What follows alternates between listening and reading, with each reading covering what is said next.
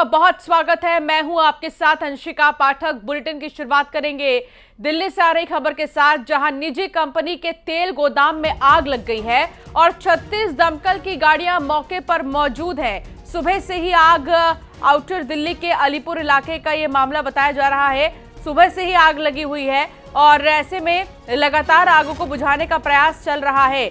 दिल्ली में एक निजी कंपनी के तेल गोदाम में आग लगी है। आग कैसे लगी इस बारे में जानकारी अब तक नहीं मिल पाई है, लेकिन 36 दमकल विभाग की गाड़ियां मौके पर मौजूद है जो आग को बुझाने में लगातार जुटी हुई हैं। आग के देखिए ये गुब्बारे, जिस तरीके से जो ये धुएं का गुब्बार है वो पूरे आसमान में नजर आ रहा है। शंकर आनंद संवाददाता साथ जुड़ गए हैं। शंकर, आग कैसे लगी इस बारे में कोई जानकारी मिल पाई है क्या? नुकसान कितना हुआ? आग लगी है आज सुबह में तकरीबन 6 से सवा 6 बजे की ये घटना है। यह अलीपुर का इलाका है और यहाँ पे वर्लपूल जो एक मशीन बनाने वाली जो कंपनी होती है उसी का ये गोदाम है और वहां पर काफी मात्रा में वहां पे तेल जो है वो रखे गए थे। तो गोदाम में ये आग लगी और गोदाम में आग लगने की जो वजह बताई जा रही है, या तो वो उस लोकेशन पर किसी ने स्मोकिंग किया होगा या हो सकता है कि जो शॉर्ट सर्किट की वजह से जो है वो आग लगी है। हालांकि ये मामला तफ्तीश का है और इस मामले पर बाद में तफ्तीश भी किया जाएगा। अभी फिलहाल जो है आग को बुझाने की जो कोशिश है, मशक्कत जो है वो लगातार की जा रही है। हालांकि अब आग पर काफी काबू पा लिया गया है, लेकिन अभी भी मौके पर दमकल विभाग के कर्मचारी और इसके साथ ही दिल्ली पुलिस की जो टीम है वो मौके पर मौजूद है। और जिस तरह से ये आग लगी है वो आग लगने की वजह से यहाँ आसपास में कई अन्य दूसरी जो दुकानें थी उन दुकानों के भी जो लोग जो है बकायदा वो बाहर निकले। और उस वक्त में हालांकि सबसे बड़ी बात रही कि कोई शख्स इस आग की वजह से हताहत नहीं हुआ है, कोई शख्स अंदर भी फंसा नहीं है। लेकिन जब आग पर पूर्ण तौर पर काबू पा लिया जाएगा उसके बाद इस मामले पर फायर ब्रिगेड के द्वारा औपचारिक तौर पर तमाम जानकारियों को साझा किया जाएगा। लेकिन यहाँ पे देखना लाजमी होगा कि जिस तरह से आग लगी है उस आग पर काबू पाने के लिए तकरीबन 36 से ज्यादा दमकल विभाग की जो गाड़ियां हैं वो मशक्कत कर रही हैं और लगातार ये प्रयास कर रही है कि उस फैक्ट्री के आसपास जितने भी लोग वहां पे रह रहे थे उन तमाम लोगों को हटाया गया, जो ज्वलनशील पदार्थ हैं उसको हटाया गया और अभी भी जो आग पर काबू पाने का प्रयास किया जा रहा है। बहुत शुक्रिया शंकर जानकारी साझा करने के लिए। तो अभी लगातार आग को बुझाने के प्रयास में दमकल विभाग की जो 36 गाड़ियां हैं वो जुटी हुई हैं और तस्वीर भी हम लगातार दिखा रहे हैं। एक्सक्लूसिव देखिए आप, ही निजी कंपनी के तेल गोदाम की तस्वीर है जहां पर भीषण आग लग गई देखते ही देखते और काफी ज्यादा नुकसान बताया जा रहा है।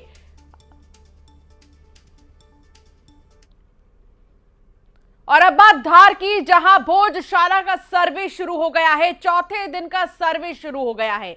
वैज्ञानिक पद्धति से लगातार सर्वे जारी है और 4 जगहों पर खुदाई लगातार जारी है। वैज्ञानिक पद्धति से यह सर्वे हो रहा है, 4 जगहों पर खुदाई चल रही है, सर्वे किया जा रहा है। एएसआई की टीम मौजूद है। आज चौथा दिन है और आज चौथे दिन भी सर्वे चल रहा है। दूसरे दिन खंभों को लेकर जो है रिपोर्ट तैयार की गई थी। भोजशाला में कई खंभे हैं, उन खंभों पर रिपोर्ट तैयार की गई थी। और तीसरे दिन की अगर हम बात करें तो जो भोजशाला के कोने हैं उन कोनों के साथ साथ वहां पर जो इमारत पर बनी हुई आकृतियां हैं उनके बारे में जांच हुई थी। और अब 4 जगहों पर खुदाई जारी है कहा जा रहा है। तो चौथा दिन, होली का दिन भले ही है लेकिन सर्वे लगातार जारी है। नवीन मेहर संवाददाता साथ जुड़ गए हैं। नवीन, चौथा दिन कितना खास होने वाला है भोजशाला का और चौथे दिन किस हिस्से पर रिपोर्ट तैयार की जाएगी? जी हाँ, बिल्कुल बताना चाहूंगा कि इंदौर हाईकोर्ट के आदेश के बाद से ही धार की भोजशाला में लगातार एएसआई की टीम जो है सर्वे कर रही है।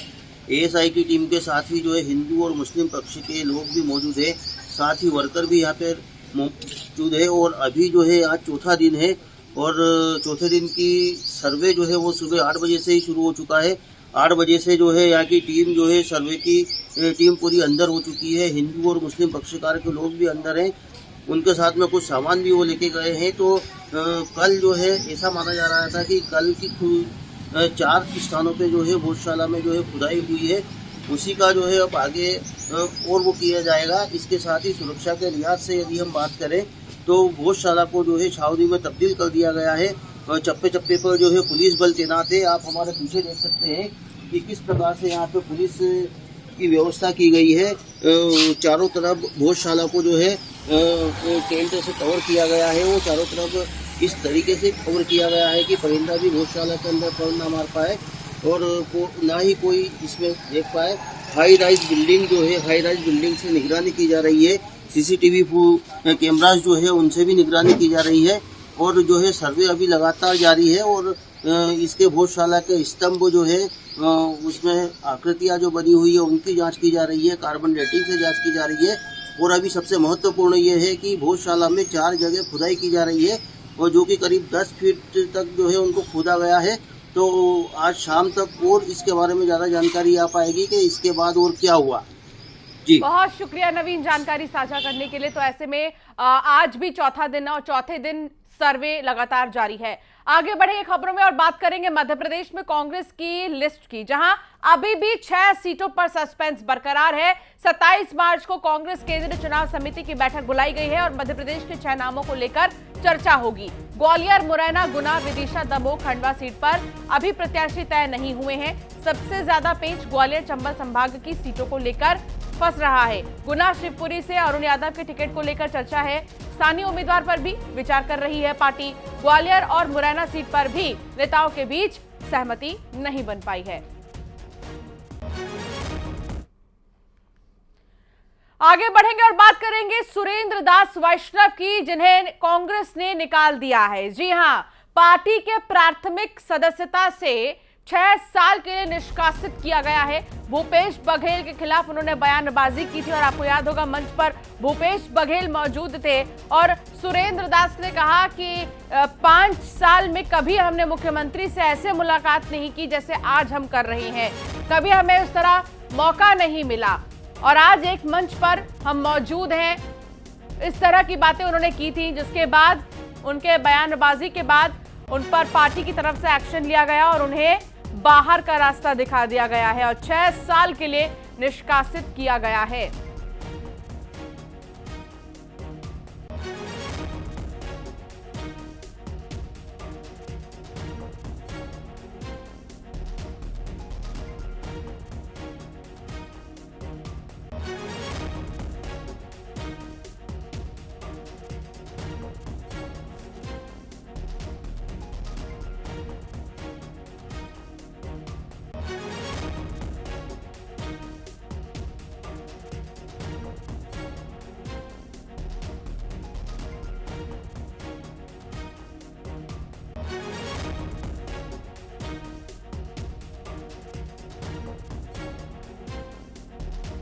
ममता लांजेवार सहयोगी साथ जुड़ गई है। ममता, भूपेश बघेल के खिलाफ बयानबाजी की थी सुरेंद्र दास वैष्णव ने, अब कांग्रेस ने बाहर का रास्ता दिखा दिया। क्या जानकारी आपके पास इस मामले में?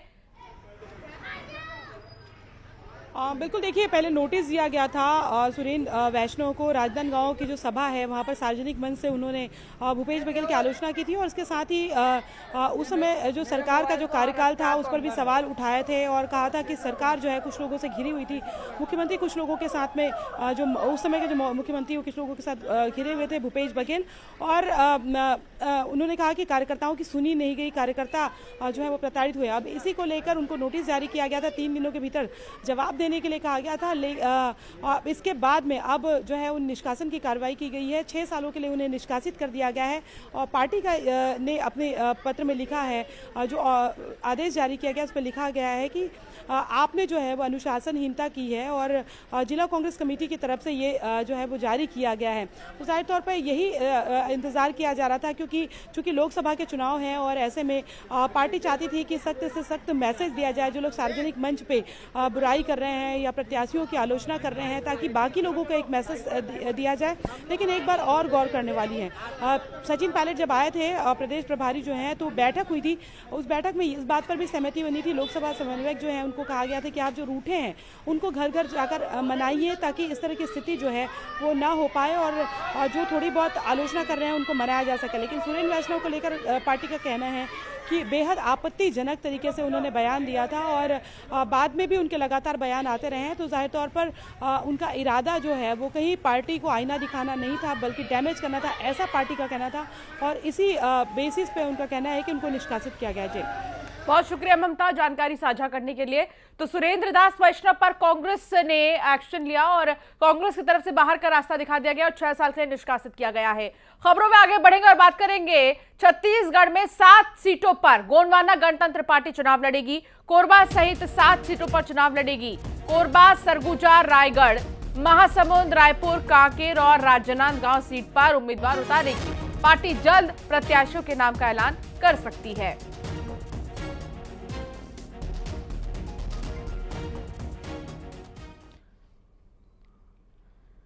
और अब बात उज्जैन की करेंगे, जहां महाकाल मंदिर में भस्म आरती के दौरान गर्भगृह में आग लग गई। पुजारी सहित 14 लोग घायल हुए हैं।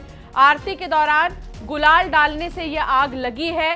समय रहते आग पर काबू पा लिया गया। हालांकि जिन लोगों को चोट आई है और जो लोग गंभीर रूप से घायल हुए हैं उन्हें अस्पताल में भर्ती किया गया है। पुजारी वहां पर मौजूद थे। 4 से 5 पुजारियों को गंभीर चोटें आई हैं। हालांकि भस्म आरती के दौरान यह हादसा हुआ और गुलाल उड़ाने के दौरान आग ने विकराल रूप ले लिया, जिसकी वजह से कई लोग घायल हुए हैं, 14 लोग घायल हुए हैं। इसलिए होली का जो ये पर्व है, रंगों से आप खेले, बल्कि बहुत सी ऐसी चीजें हैं जिनका ध्यान में होना बहुत ज्यादा जरूरी है। यहाँ भस्म आरती के दौरान गुलाल उड़ाई जा रही थी, जिसकी चलते आग की चपेट में कई पंडित पुजारी वहां जो मौजूद थे वो आ गए। अब उन्हें अस्पताल में भर्ती किया गया है। अजय पटवा संवाददाता साथ जुड़ गए हैं। अजय, गंभीर स्थिति में भर्ती अस्पताल में पंडित पुजारियों की हालत अभी कैसी है और कितने की संख्या में लोग वहां पर जो है जख्मी हुए हैं? जी देखिए, भगवान महाकाल की भस्म आरती हुई सुबह प्रातःकाल और इसमें श्रद्धालु और पंडित पुजारियों ने होली भी खेली है। उसी दौरान यहाँ पर कपूर आरती जब हुई और भस्म आरती का समापन हुआ तो उसी दौरान अचानक वहां पर आग लग गई और आग लगने का कारण क्या अभी ये स्पष्ट नहीं हो पाया, पर गुलाल उड़ रही थी जिसके कारण बताया जा रहा है कि गुलाल उड़ने के कारण भी जो है आग लग सकती है। फिलहाल इस पूरे मामले में कलेक्टर ने जांच के आदेश दे दिए हैं। 3 दिन में इसकी जांच रिपोर्ट आएगी। जांच रिपोर्ट के बाद जो भी लोग दोषी होंगे उसके खिलाफ कार्रवाई की जाएगी। फिलहाल इसमें जो है 14 लोग घायल हुए हैं, जिनमें 9 लोगों को इंदौर रेफर किया गया है। सभी का उपचार किया जा रहा है। प्रशासन का पूरा अमला उनकी निगरानी में रखा हुआ है। वहीं डॉक्टरों की टीम भी तत्काल जो है अस्पताल में उपस्थित है और जिसमें जो घायल है उनको उपचार दिया जा रहा है ताकि समय पर उनको उपचार मिले और जल्दी स्वस्थ हो। फिलहाल कलेक्टर का यही कहना है कि इस पूरे मामले में जो है जांच की जा रही है। जांच के बाद ही अब स्पष्ट हो पाएगा कि आखिरकार कारण क्या था। भस्म आरती क्योंकि हो रही थी, गुलाल भी उस वक्त में श्रद्धालुओं के ऊपर उड़ाया जा रहा था। बाबा महाकाल के दरबार में भारी संख्या में श्रद्धालु मौजूद हैं। बावजूद इसके ऐसी क्या वहां पर लापरवाही हुई या ऐसा क्या हुआ जो आग पूरे आसपास पुजारियों को इसकी चपेट में ले लिया आग ने? जी देखिए, हमारा जिस तरीके से महाकाल मंदिर के पुजारियों से हमारी बात हुई तो उनका यही कहना है कि जब कपूर आरती हुई और उस कपूर आरती के बाद जैसे ही वो नीचे आरती को रखा गया, इसके बाद अचानक आग लगी। अब आग लगने का कारण क्या है अभी ये स्पष्ट नहीं हो पा रहा है, लेकिन कहीं ना कहीं यही है कि गुलाल उड़ रही थी। गुलाल के कारण भी जो है आग फैल सकती है, क्योंकि जिस तरीके से आग लगने का कारण आया है और इस पूरे मामले में कलेक्टर का यही कहना है कि अब इसमें जल्दबाजी नहीं करें तो इसको लेकर जो है 3 दिन में इसकी जांच रिपोर्ट पूरी आएगी। इसके बाद ही हम स्पष्ट कर पाएंगे कि आखिरकार ये हादसा हुआ कैसे है और इसके पीछे यदि किसी कारण से हुआ है तो इसके पीछे जो दोषी होंगे उनके खिलाफ कार्रवाई की जाएगी। हालांकि कहा जा रहा है कि 5 से 6 ऐसे पुजारी हैं जो उस वक्त मंदिर परिसर में मौजूद थे जो कि घायल हुए हैं। इस मामले में श्रद्धालु जो वहां पर मौजूद थे, क्या श्रद्धालुओं में से भी कोई घायल हुआ है या सिर्फ पुजारी पंडित जो वहां मौजूद थे वो घायल हुए? महाकाल मंदिर में जो पुजारी थे गर्भगृह में वो लोग घायल हुए हैं और जो सेवादार होते हैं वो लोग घायल हुए हैं। इस पूरे मामले में जो जब आरती हो रही थी और आरती के दौरान गर्भगृह में आग का गुब्बारा फैला है तो जिस तरीके से आग की चपेट में आने के कारण ये 14 लोग घायल हुए हैं, जिनमें 2 लोगों को इंदौर के लिए उपचार के लिए भेजा है और बाकी के लोग उज्जैन में भर्ती हैं, जिनका उपचार उज्जैन में किया जा रहा है। फिलहाल इस पूरी घटना के बाद जो है मुख्यमंत्री डॉक्टर मोहन यादव की भी उज्जैन आने की बात की जा रही है कि वो भी उज्जैन पहुंच रहे हैं, क्योंकि महाकालेश्वर मंदिर में जो हादसा हुआ है तो वो भी घटना वाले स्थल पर जाने की बात कही जा रही है। जी बिल्कुल अजय, और जैसा कि आपने बोला कि हो सकता है कि यहाँ पर मुख्यमंत्री भी आए। उज्जैन जो कि हम कह सकते हैं कि उज्जैन दक्षिण से खुद विधायक भी हैं डॉक्टर मोहन यादव, लेकिन इन सब के बीच में अपने आप में काफी ज्यादा आश्चर्य कर देने वाला मामला है कि कभी ऐसा नहीं हुआ और आज होली का पर्व है, ये पावन पर्व, और आज ही के दिन ऐसा हुआ। हालांकि अभी सिक्योरिटी के लिहाज से क्या कुछ समय के लिए मंदिर को बंद किया गया है या फिर श्रद्धालुओं को दूर से ही दर्शन करने का मौका दिया जा रहा है? कुछ ऐसे प्रोटोकॉल्स हैं क्या अभी? जी देखिए, महाकालेश्वर मंदिर में फिलहाल जो है भस्म आरती के बाद मंदिर चालू है और भगवान के दर्शन भी चालू है। और वैसे भी महाकालेश्वर मंदिर के गर्भगृह तक किसी को भी नहीं जाने दिया जाता है, आम श्रद्धालु पीछे से ही दर्शन करते हैं। और यदि कोई प्रोटोकॉल के माध्यम से भी आता है तो उनको नंदी हाल से आगे किसी को नहीं जाने दिया जाता है। तो फिलहाल जो है भगवान महाकाल के पट खुले हुए हैं और किसी प्रकार का कोई मंदिर बंद नहीं किया गया है और मंदिर में जो है दर्शन लगातार चालू है और किसी प्रकार की कोई व्यवस्था जो है ऐसी नहीं की गई है। इसके साथ ही जो है श्रद्धालुओं को आराम से दर्शन हो रहे हैं और मंदिर प्रशासन ने पूरी व्यवस्था कर रखी है ताकि श्रद्धालुओं को किसी प्रकार की कोई समस्या ना आए दर्शन में। जी ठीक है, आज होली का ये पावन पर्व है और आज के दिन कब कब श्रद्धालु यहाँ पर दर्शन कर सकेंगे? जी देखिए, कल शाम को ही जैसे ही संध्या आरती हुई और वैसे ही भगवान महाकाल के आंगन में जो है होली का पर्व शुरू हो गया था और जैसे ही श्रद्धालुओं ने भगवान महाकाल की आरती में और पुजारियों ने भगवान महाकाल की आरती में जो है होली खेली और इसके साथ ही महाकाल मंदिर के प्रांगण में भगवान महाकाल के जो है होली का दहन किया गया है और यहाँ पर होली का दहन होने के बाद पूरे भारतवर्ष में होली का पर्व मनाया जा रहा है। वही प्रातःकाल जो भगवान महाकाल की भस्म आरती हुई उसमें भगवान महाकाल के साथ में भक्तों ने जमकर होली खेली है और गुलाल और फूलों से होली खेली गई है, जिसमें भक्त और भगवान दोनों एक साथ थे, क्योंकि भगवान के दर्शन के लिए बड़े आतुर रहते हैं श्रद्धालु और ऐसे में भगवान महाकाल के दर्शन के लिए और ऐसा पर्व का इंतजार करते हैं, क्योंकि पर्व में जो भगवान महाकाल के साथ होली खेलने का मौका श्रद्धालुओं को मिलता है, इससे अच्छा कोई मौका श्रद्धालुओं के लिए नहीं होता है। इसलिए बड़ी संख्या में श्रद्धालु, वो भी सुनवा देते दर्शकों को। अजय, के दौरान घटना घटित हुई थी जिसमें कि कपूर आरती के दौरान गुलाल वगैरह गिरने से आरती की आग पलटी थी और वो थोड़ा बड़ा स्वरूप उसने ले लिया था और इसमें 14 लोग ऐसे हैं जिनको कि यहाँ जिला अस्पताल लाया गया था। 8 लोगों को अभी औरबिंदो हॉस्पिटल वो जाना चाहते थे तो फिर वहाँ पे भेजा गया। सभी को सुपरफिशियल बर्न्स है, मेजर बर्न्स नहीं है अभी और सभी की स्थिति सामान्य है। इस पूरी घटना को देखते हुए एक इंक्वायरी टीम। तो इस बीच एक बड़ी खबर आपको बता देते हैं जो लगातार हमारे संवाददाता भी कह रहे हैं। इस दुर्घटना के मामले में सीएम डॉक्टर मोहन यादव ने प्रशासन प्रबंधकों के साथ बातचीत की है, उनसे संपर्क में है। मुख्यमंत्री डॉक्टर मोहन यादव कुछ समय बाद उज्जैन के लिए रवाना हो सकते हैं। ये तस्वीर आपको हम दिखा रहे हैं उस वक्त की भस्म आरती के दौरान जब आग लगी और आग लगने के बाद फौरन जैसे ही इस बारे में मुख्यमंत्री को पता चला तो उन्होंने बातचीत की है, वहां के प्रबंधकों से, प्रशासन के लोगों से बातचीत की गई है और लगातार अभी भी संपर्क में है मुख्यमंत्री। कुछ ही देर में वो उज्जैन के लिए भी रवाना हो सकते हैं। अजय, 11 बजे भोपाल में होली मिलन समारोह है, क्या उससे पहले आने वाले हैं मुख्यमंत्री? ये देखिए, अभी फिलहाल चर्चाएं चल रही हैं कि मुख्यमंत्री को इस पूरी घटना से अवगत कराया गया है और इसके बाद जो है मुख्यमंत्री उज्जैन आने की बात कही जा रही है। हो सकता है कि 11 बजे के बाद मुख्यमंत्री उज्जैन पहुंचे, क्योंकि होली मिलन समारोह जो भोपाल में है उसके कार्यक्रम के बाद ही वे उज्जैन आ सकते हैं, क्योंकि हादसा हुआ है और इसके बाद जो है अब अधिकारी भी अपने जो है जांच में लगे हुए हैं और जो घायल हुए हैं उनके उपचार की व्यवस्था में लगे हुए हैं। तो वहीं अब जो है मुख्यमंत्री जब आएंगे उज्जैन और पूरी महाकाल मंदिर जाने की बात भी कही जा रही है कि महाकाल मंदिर भी जा सकते हैं वो, और घटना वाले स्थल पर यहाँ पर जो घटना घटित हुई है उस जगह को भी देखेंगे, साथ ही अधिकारियों से चर्चा भी करेंगे। और यह बताया जा रहा है कि यदि इस पूरे घटनाक्रम में जो भी दोषी पाया जाता है तो उसके खिलाफ सख्त कार्रवाई करने के निर्देश भी कलेक्टर के द्वारा दिए गए हैं कि जांच रिपोर्ट आते ही जो भी दोषी पाया जाएगा उसके खिलाफ कार्रवाई की जाएगी। जी, बहुत शुक्रिया अजय जानकारी साझा करने के लिए। तो अभी कुछ ही देर में मुख्यमंत्री उज्जैन के लिए रवाना हो सकते हैं और बड़ी बात यह कि लगातार संपर्क में भी है प्रबंधकों से, प्रशासन से मुख्यमंत्री डॉक्टर मोहन यादव। आगे बढ़ेंगे, बात करेंगे इंदौर पुलिस की बड़ी सफलता की, बड़ी कार्रवाई की। कार से लगभग 56 लाख रुपए कैश मिले हैं। पुलिस चेकिंग में ये कैश मिले हैं। राजेंद्र नगर पुलिस और एफएसटी की बड़ी कार्रवाई देखने को मिली। नोटों से भरे 2 कार्टन और 1 थैला जब्त कर लिया गया है।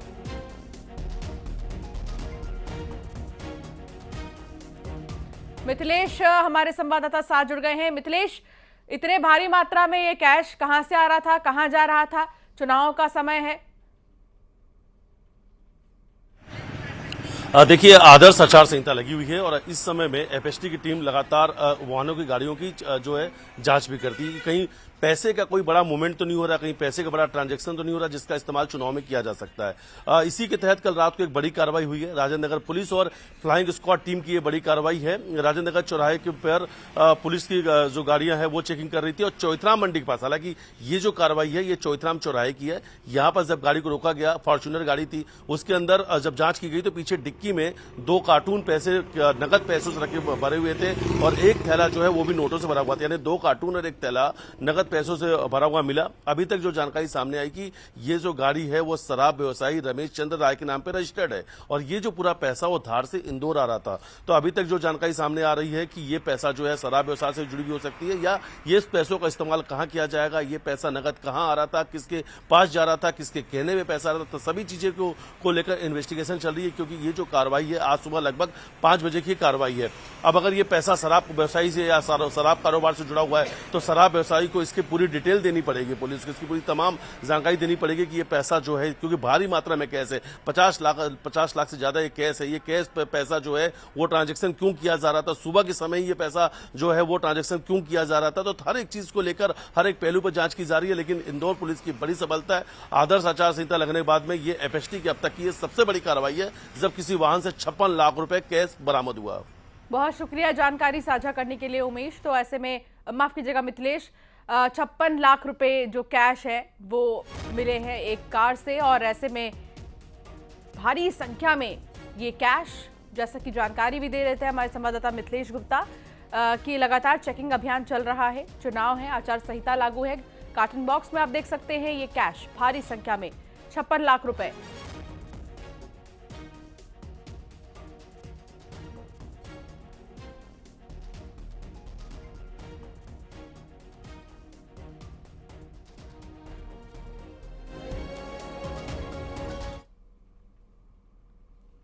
और अब बात होली की भी करेंगे, जहां 5 तस्वीर आपको देश के अलग अलग हिस्सों की दिखाएंगे और ये भी बताएंगे कि किस तरीके से होली मनाई जा रही है। लेकिन सबसे पहले नजर आप डालिए बाबा महाकाल के आंगन की ये 5 तस्वीर, जहां परंपरा अनुसार संध्या आरती में बाबा को अबीर गुलाल लगाया गया। मंदिर परिसर में पहुंचे श्रद्धालुओं ने भी खूब होली खेली।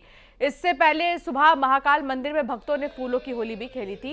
ये 5 तस्वीर आप देख रहे हैं, फूलों की होली के साथ बाबा को अबीर गुलाल लगाया गया और फिर आरती की गई। होली का दहन के साथ साथ भक्तों की होली की ये तस्वीर भी आप देख रहे हैं।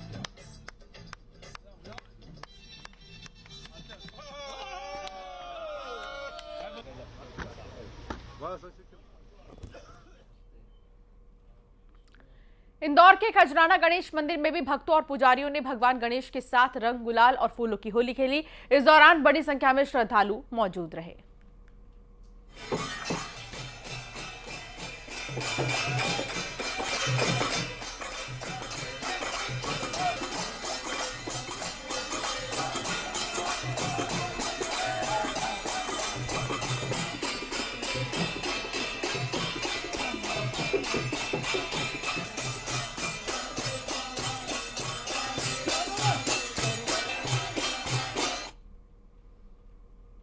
बुलेटिन में फिलहाल इतना ही, आगे भी खबरों का सिलसिला जारी रहेगा।